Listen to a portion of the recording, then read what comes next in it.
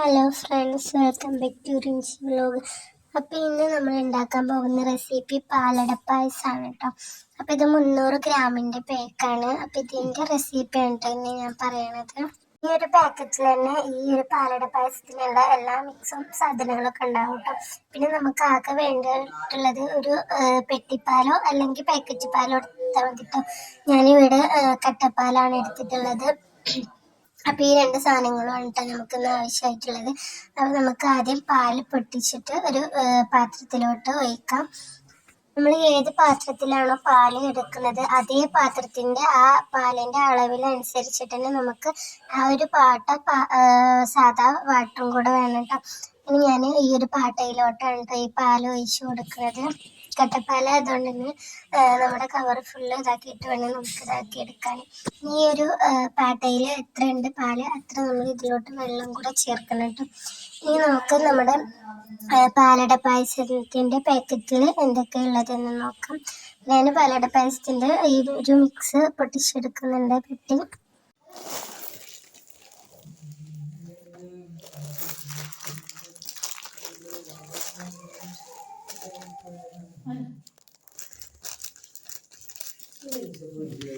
അപ്പോഴത്തേക്കും കേട്ടോ ഇതിലുള്ളത് പാലടയും അതേപോലെ തന്നെ പഞ്ചസാര, അണ്ടിപ്പരിപ്പ്, മുന്തിരി എന്നീ സാധനങ്ങളൊക്കെ ഉണ്ട് കേട്ടോ. അപ്പോൾ നമ്മുടെ പാലും അതേപോലെ തന്നെ ഈ ഒരു മിക്സോടെ ഞാൻ പൊട്ടിച്ചെടുത്തിട്ടുണ്ട്. ഇനി നമുക്ക് ഇതെങ്ങനെയാണ് ഉണ്ടാക്കുന്നത് എന്ന് നമുക്ക് നോക്കാം. അപ്പോൾ ഞാൻ അതിന് വേണ്ടിയിട്ട് ഇവിടെ കട്ടിയുള്ള ഒരു പാന് അടുപ്പത്ത് വെച്ചിട്ടുണ്ട്. എന്നിട്ട് ഞാൻ ഇതിലോട്ട് പാല് ചേർത്ത് കൊടുത്തു കേട്ടോ.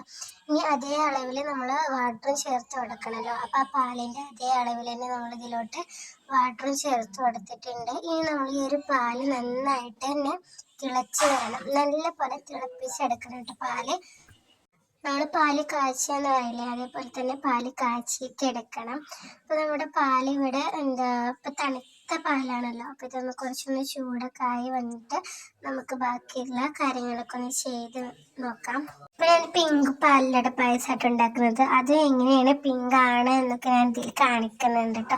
അപ്പോൾ നമ്മുടെ ആ ഒരു മിക്സ് ഞാനൊരു പാത്രത്തിലോട്ട് ഇട്ടു കേട്ടോ. പാലടനെക്കാട്ടിയും കൂടുതലും ഇതിൽ പഞ്ചസാര ഉള്ളത്. പാലട കുറച്ചേ ഉള്ളൂ. അപ്പോൾ ഈ ഒരു ഇതിലോട്ട് നമുക്ക് തീരെ മധുരം ഇടേണ്ട ആവശ്യമില്ല.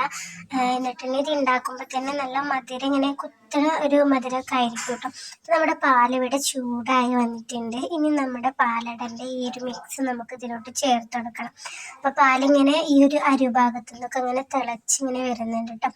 പിന്നെ നമ്മൾ ഈ ഒരു മിക്സ് ഉണ്ടല്ലോ, ഈ മിക്സ് നമ്മൾ ഇതിൽ ചേർത്തിട്ട് നമ്മൾ കൈ എടുക്കാതെ ഇങ്ങനെ ഇളക്കിക്കൊണ്ടേ ഇരിക്കണം കേട്ടോ. ഇതിങ്ങനെ ഒന്ന് നല്ല പോലെ ഒന്ന് വേവണമല്ലോ. അപ്പം നമ്മളിങ്ങനെ അടി പിടിക്കാത്ത വിധത്തിൽ നമ്മളിങ്ങനെ ഇളക്കിക്കൊണ്ടേ ഇരിക്കണം. എന്നാലും നമ്മുടെ പാലട അടിയിൽ പിടിക്കാതെ നല്ല പോലെ വെന്ത് വരുള്ളൂ. പിന്നെ വേവ് ഏറിയാലും ഇതിൻ്റെ ടേസ്റ്റ് വളരെ കുറവായിരിക്കും. അപ്പോൾ ആ ഒരു കറക്റ്റ് ഇതിൽ നമുക്കൊന്ന് വേവിച്ചെടുക്കാം. അങ്ങനെ ഞാനിത് നല്ലപോലെ തന്നെ ഇളക്കി കൊടുക്കുന്നുണ്ട് കേട്ടോ. അപ്പോൾ ഏകദേശം ഇവിടെ തിളച്ചിങ്ങനെ ആയിക്കൊണ്ട് തുടങ്ങുന്നുണ്ട്. നമ്മുടെ പാലട ഇവിടെ ഏകദേശമൊക്കെ വെന്ത് വന്നിട്ടുണ്ട്. അതിൻ്റെ ഉള്ളരി എന്നൊക്കെ നമ്മൾ പറയില്ല, ഉള്ളരി പൊട്ടി അതേപോലെ ഉള്ളരി ഒന്ന് വേവായി വരാണ്ട്.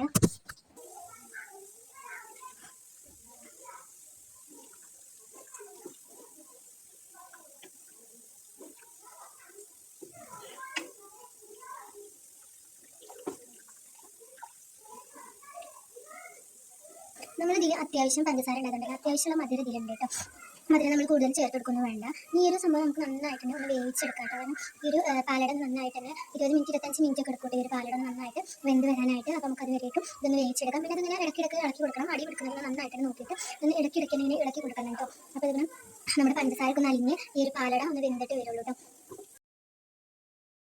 ഏകദേശമൊക്കെ നമ്മുടെ പാലട പായസം ഇവിടെ വെന്ത് വരുന്നുണ്ട്. ഇത് ജസ്റ്റ് ഒന്ന് വെന്തിട്ട് ഇത് കുറുകി ഇങ്ങനെ ആയി വരുന്നുണ്ട് കേട്ടോ. നമുക്ക് ഈ ഒരു സംഭവം ഒന്ന് ജസ്റ്റ് ഒന്ന് നെക്കിയിട്ടൊക്കെ ഒന്ന് നോക്കാൻ എടുത്തിട്ട് ഇത് ആവുന്നുണ്ടോ ഇല്ല എന്നൊക്കെ. അപ്പം അത് ചിലതൊന്നും വെന്തിട്ടില്ല, ചിലതൊന്നും അങ്ങനെ നെങ്ങി ആവണുള്ളൂ കേട്ടോ. പിന്നെ നമുക്കിത് ഒന്നും കൂടെ ഒന്ന് വേവിച്ചിട്ടെടുക്കാം. നല്ല പോലെ തന്നെ ഇത് വേവിച്ചെടുത്താൽ നമുക്ക് നല്ല ടേസ്റ്റി ആയിട്ട് കിട്ടും കേട്ടോ.